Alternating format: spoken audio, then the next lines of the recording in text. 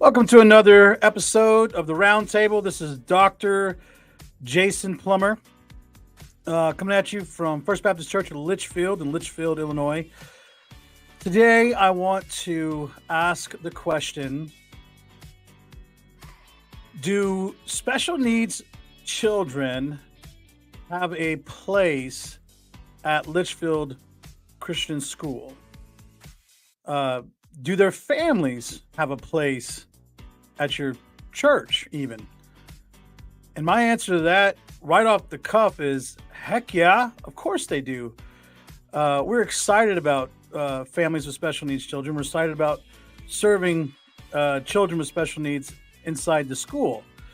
In today's episode, I want to sit down together with you at the round table and have a nice, good, and godly discussion about special needs children and their place and their families inside the church.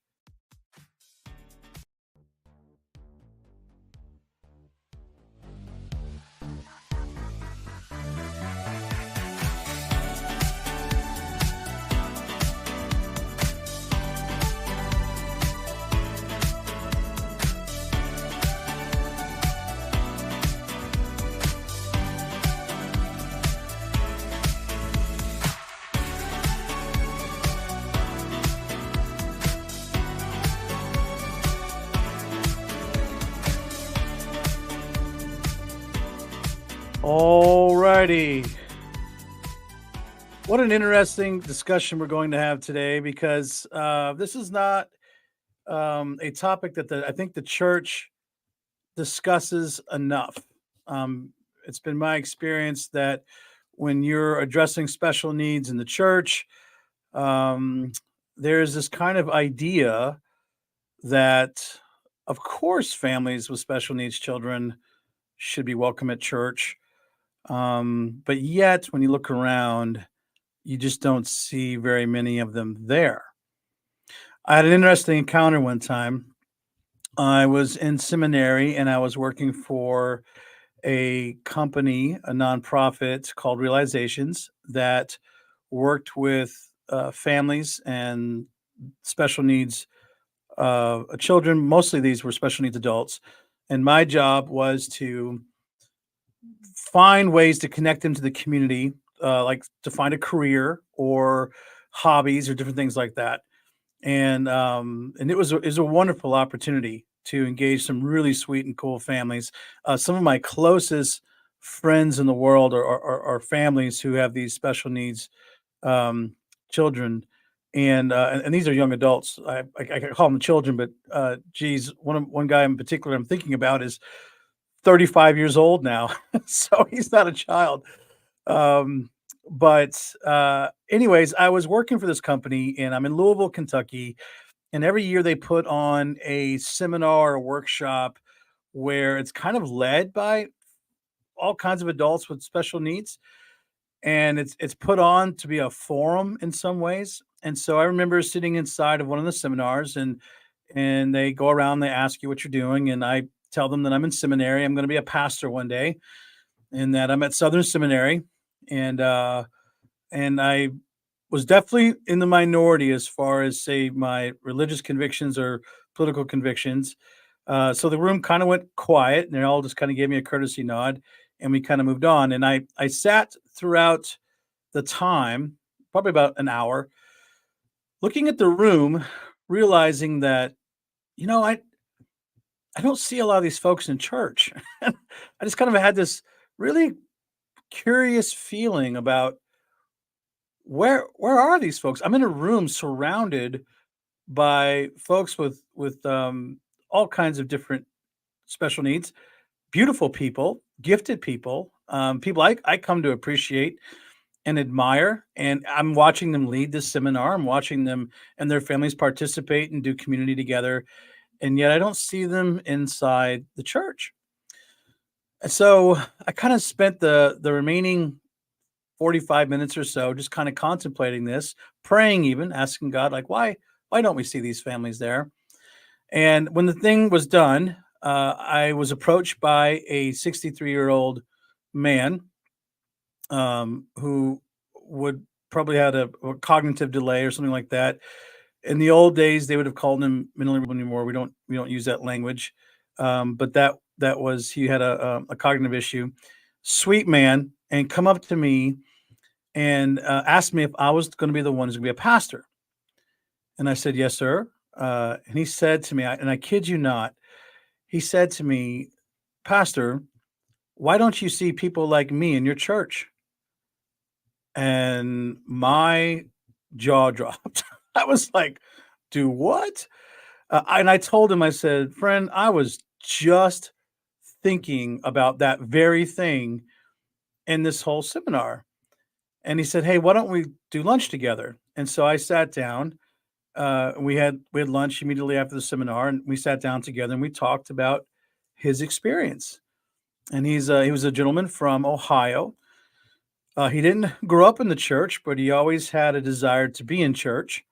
And so when it came time to come to church, he decided to explore different churches, and he found himself in Protestant churches primarily.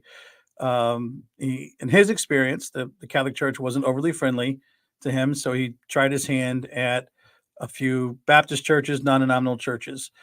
Um, and so one of the responses he got as he was checking out these churches, it was a Protestant church. I'm not sure if it was a non-denominational or Baptist church, but one of the churches told him that he didn't really need to be there because he was kind of exempt, and God's blessing was on him, so not necessary for you to show up, which really puzzled him because he was really wanting the community and wanting to be around and learn more about um, religion, kind of a thing.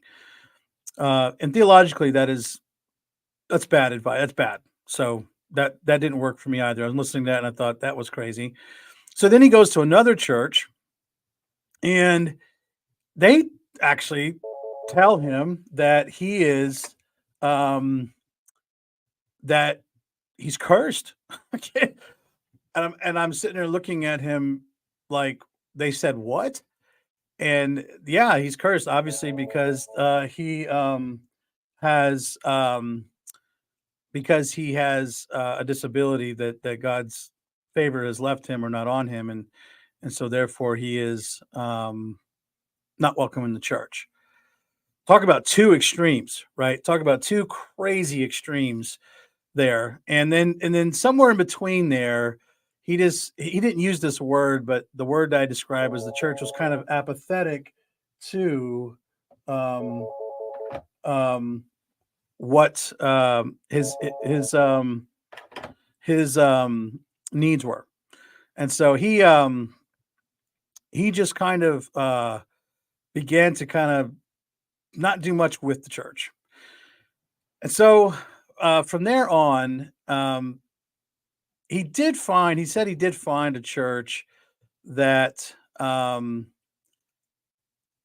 would take him in and bring him to church. It was a messianic Jewish church. So these were Jewish people who had accepted Jesus as the Messiah, and they did welcome him into their congregation and would even pick him up.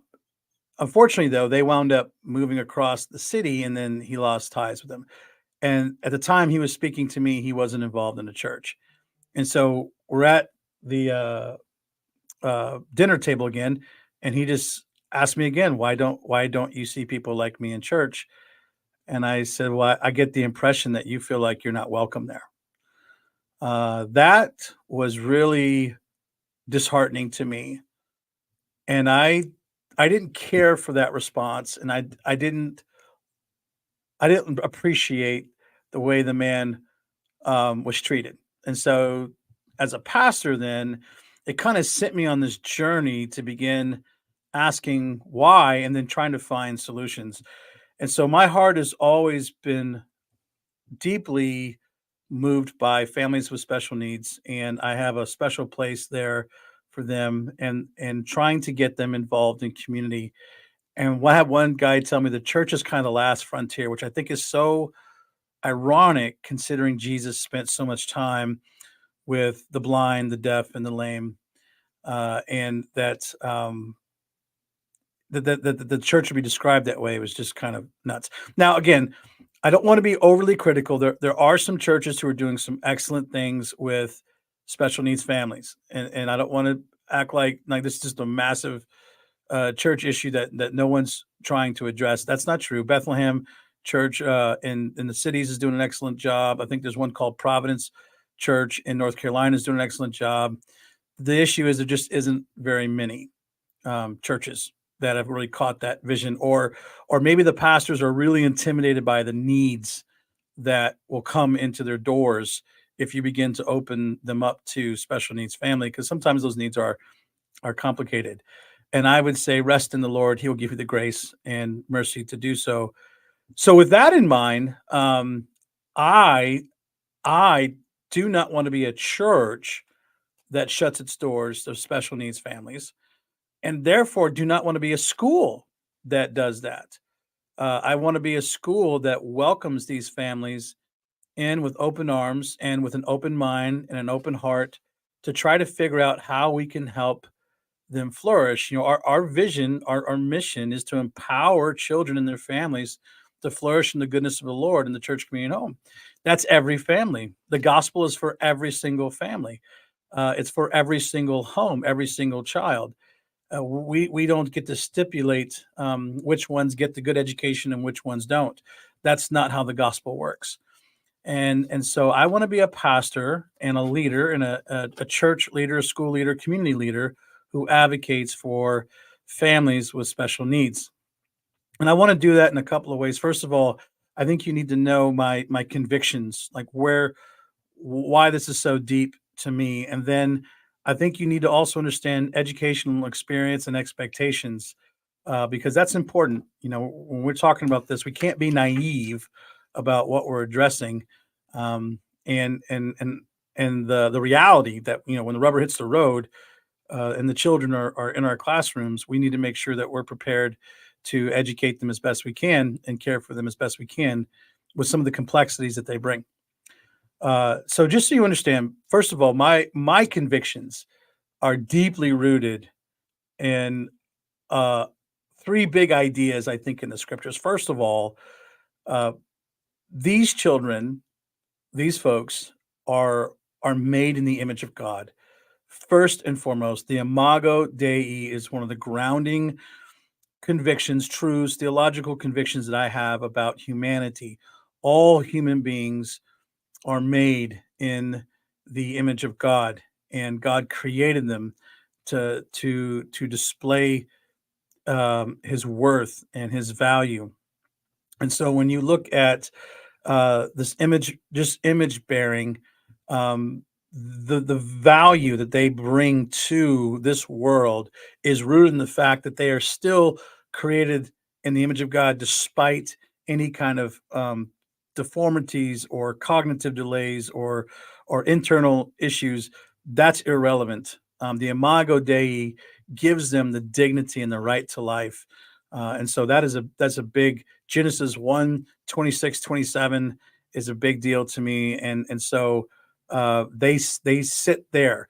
Second of all, they are fearfully and wonderfully made. Psalm 139. There's no mess up here. Now we live in a Genesis 3 world, so we need to understand that part of the fall, the womb was affected. I mean, the pain that Eve would have in childbearing, that every woman would have, was not confined to just the physical labor pains. The womb would experience all kinds of different pain. Part of that pain, obviously, being stillborn births, and other parts of that being um, special needs children. It doesn't make them any less valuable. It doesn't make them any less dignified or worth. It just reminds us that we do live in a Genesis 3 world. We live in a world where life is is brief, and life is also made up of these different complex issues that really shouldn't be there pre fall. That when Adam and Eve were made before the fall, that things were perfect, and after the fall, sin has affected everything, and even the fact that we age, the fact that we go from completely healthy human beings to old, to where our organs shut down and everything. All that's part of the breakdown of the body and sometimes that breakdown happens inside the womb, and it will create issues. I have a cousin right now who just had a baby born with multiple complex issues. This is not something that they were anticipating as they were going into having children, but it's still part of their family, part of their life. And the third thing, it's part of the sovereignty of God. That's the other thing. So it's grounded in the Imago Dei, being fearfully and wonderfully made in the image of God. Secondly, I should say that it's also governed by the sovereignty of God, and we cannot downplay that or put that aside. Psalm 139 also says, "I've written your days down in a book. I know every one of them." So every single life on earth is governed by the sovereign hand of God to fulfill the sovereign purpose of God. One of the examples you talk about is, Moses is in Exodus 4, and he's being called by God to go deliver Israel out of Egypt. And one of his arguments towards God is, I don't speak very well. Now, we don't know exactly what that means. We don't know if he was just nervous, or if he just was kind of incompetent, or he could have had a speech impediment. He could have had something going on with his mouth. We're not quite sure. But the reality that God tells Moses is, look, I'm the one who makes you blind. I'm the one who makes you deaf. I'm the one who makes you mute. I'm the one who makes you talk. I'm the one who forms human beings, essentially is what he's saying, for my will and my purpose. And he's reminding Moses that it's within his sovereignty and his care that he can use anybody he wants to deliver his people, because he is the source of power and he is the source of goodness.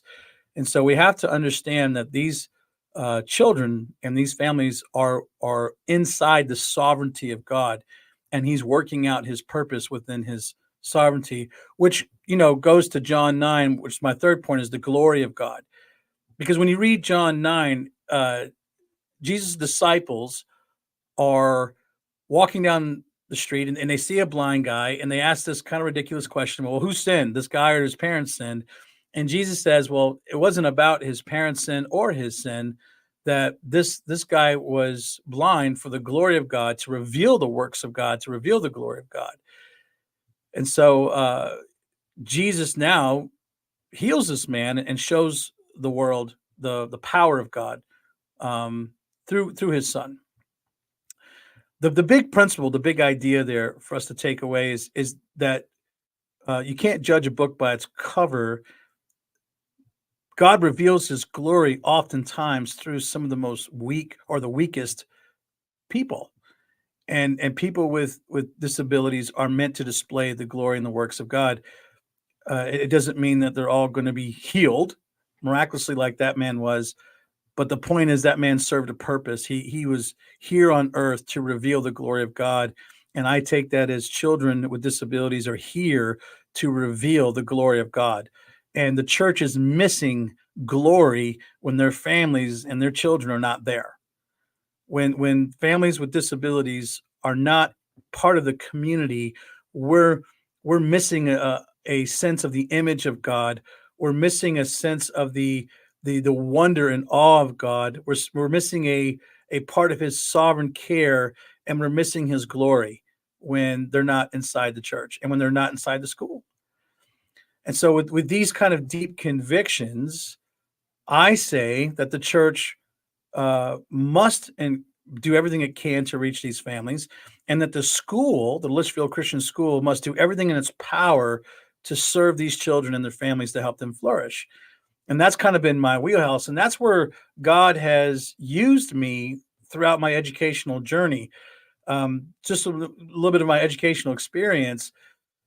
It wasn't by accident that God set me in place right away, working with special needs children at various different levels. So, for instance, when I was in college and I began working with students with these behavioral issues, I was never ever working with students who were quote unquote normal. All the students I worked with in my whole career had some kind of brokenness attached to their life, and that was by God's providence.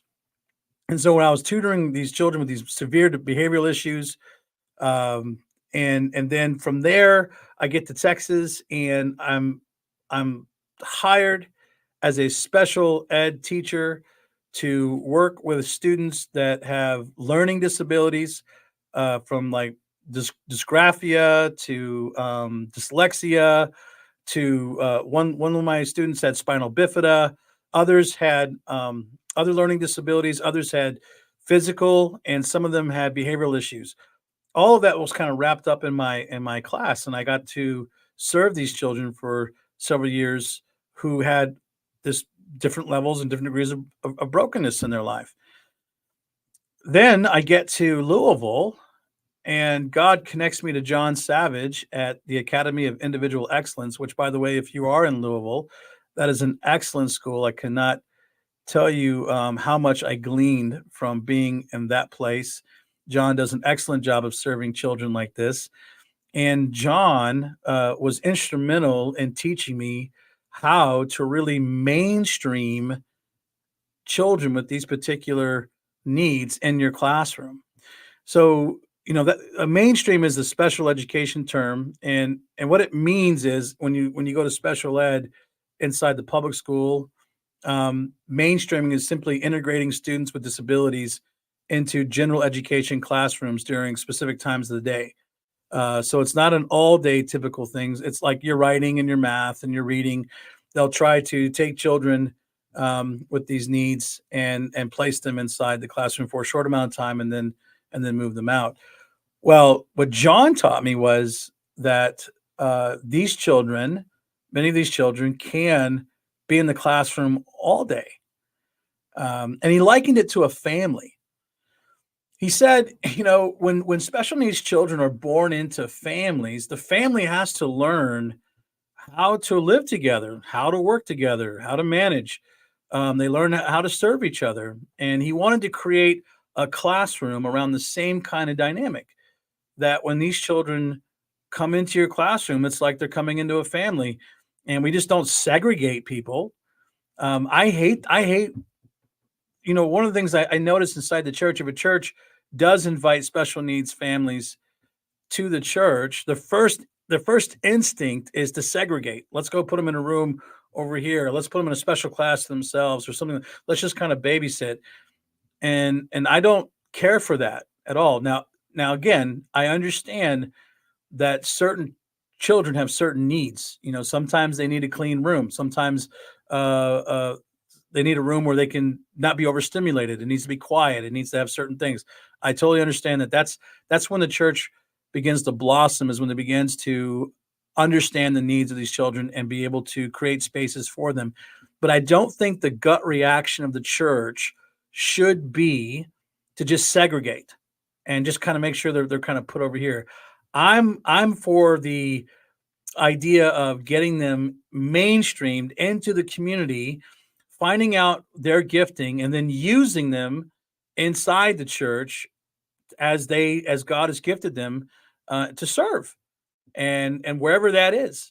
Inside the school, I think it's the exact same thing. These children need to be inside of a community with their peers, and their peers have to learn how to respect and dignify these folks and work with them and live with them, because they're going to be doing community with them when they graduate high school and they start to live inside the community. We expect them to, our students, to love one another and use their gifting to serve each other, all students together, whether you have special needs or not.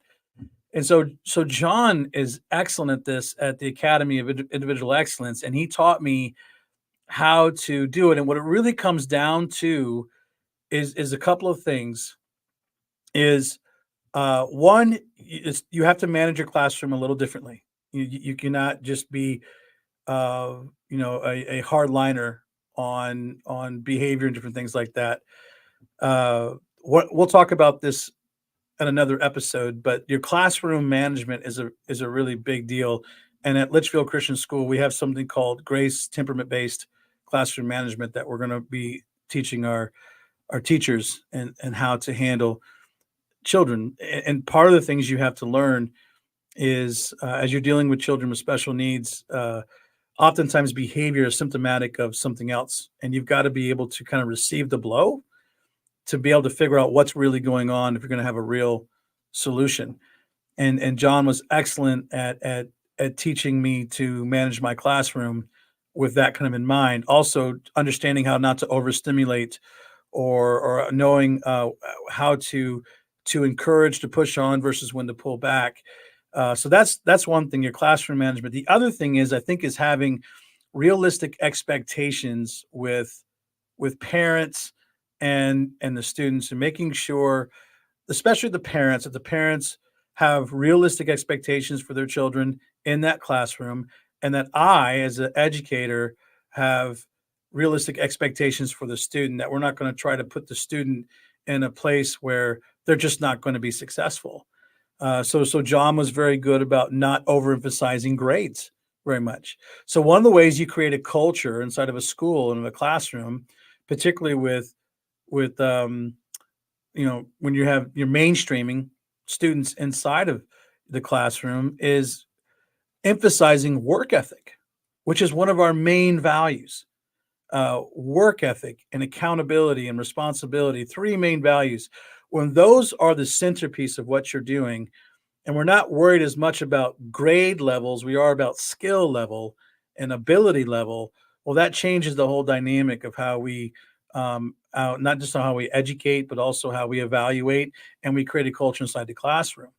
And I can talk more about that inside of a classroom management, but that's just kind of an idea. When you're talking to parents and you're dealing with parents, just making sure that we're all on the same page about what we expect. And if our expectation is hard work, and we expect that your child will work as hard as they can, then there's a lot of things that we can do with that, and there's a lot of education that can happen. Um, and there's a lot of ways to evaluate that, to make sure that they, again, the goal is to flourish. That's our vision. That's our mission, is to empower students and their families to flourish in the goodness of the Lord in the church, community, and home. And the way we can do that is by emphasizing things that are not your traditional things we emphasize inside of education. And so, with that being said, then we have to say, okay, so is there kind of a line drawn, so to speak? Because you're talking about bringing students into a classroom.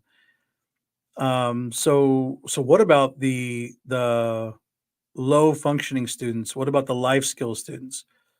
Okay, so here's where the school and the parents and the families have to really uh, understand how we can meet needs.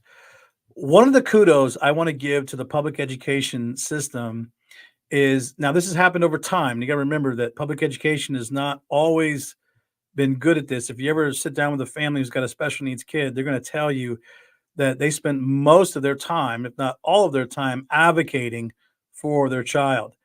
And it's taken the school system and the government a long time to get to the place where they are now. But one of the things they do exceptionally well, I think, is they do try to serve life skill students very, very well.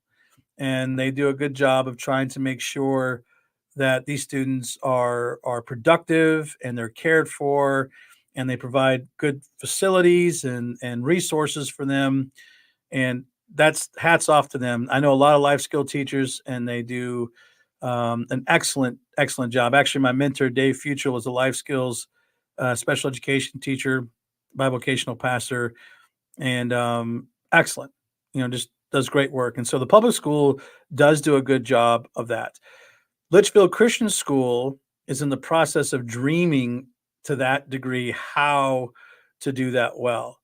I wouldn't say that we're at a place right now where we could take life skill students and be productive with them, but that has to be a part of our dream. It has to be a part of um, our vision of where we're going and what we're doing, so that no child gets turned away. But I do know at this particular point, we don't have the necessary resources for for life skills students. Just for instance, even the way our building is structured would be very difficult to serve those children all day long educationally. So what we have to do then is begin to meet with families who have life skills students, and began to talk about what does that look like for our school? How do we incorporate that into our vision? What do we need? We need to sit down and have really good conversations, and then we need to put together plans of action to actually make it happen, so that again, no child is turned away. So right now, I think we're at a good place to serve moderate to high functioning special needs children. That's everybody from autism, moderate to high functioning autism. It used to be a level of Asperger's in the DSM, but they took that out. But children on that spectrum, uh, Down syndrome children, children who are capable of sitting inside of community or sitting inside of a classroom.